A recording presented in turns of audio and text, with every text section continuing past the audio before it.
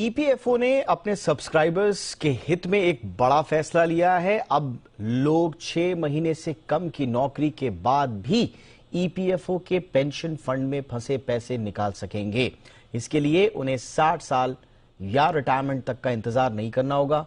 खबर पर विस्तार से बात करते हैं संवाददाता अमरीश पांडे से। अमरीश, ईपीएफओ ने पेंशन से जुड़े क्या क्या फैसले लिए हैं और इनका आम आदमी के लिए क्या मतलब है?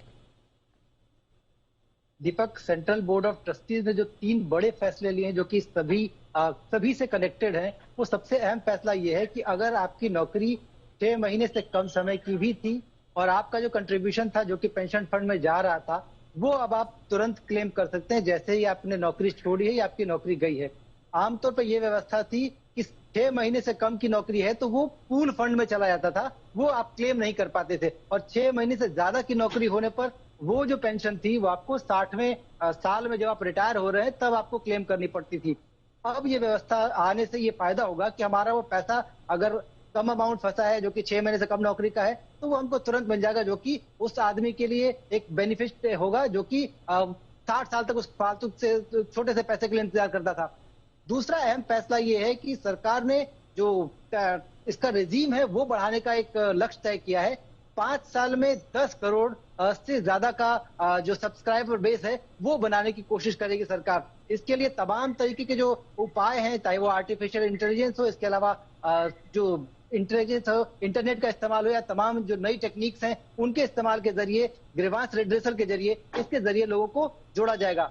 तीसरा जो अहम फैसला वो है कि इसका जो अनऑर्गेनाइज सेक्टर है उसके लिए इस स्कीम के दायरे को और बढ़ाया जाएगा। यानी कि अभी तक सिर्फ नौकरी पेशा व्हाइट कॉलर जॉब्स के लोग इसको इसके लिए एप्लीकेबल थे, एलिजिबल थे। अब वो तमाम लोग जो कि नौकरी में नहीं है लेकिन कहीं और काम कर रहे हैं और अनऑर्गेनाइज सेक्टर में काम कर रहे हैं, वो भी इसके लिए पात्र होंगे। तो कुल मिलाकर उनके लिए एक सामाजिक सुरक्षा का दायरा बढ़ता हुआ दिखेगा।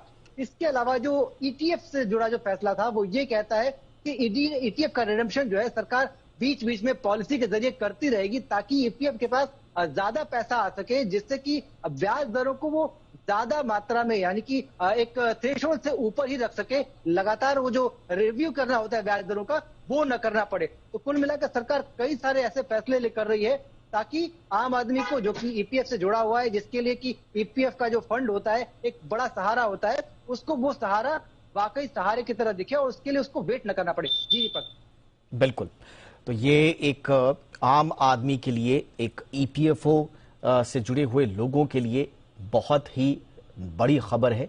अब 6 महीने से कम की नौकरी पे भी जो उनके छोटे छोटे पैसे अटक जाते हैं, जैसा कि अमरीश बता रहे हैं, कि लंबा इंतजार नहीं करना पड़ेगा, अब आप विड्रॉ कर सकते हैं। बहुत बहुत शुक्रिया अमरीश इस तमाम जानकारी के लिए।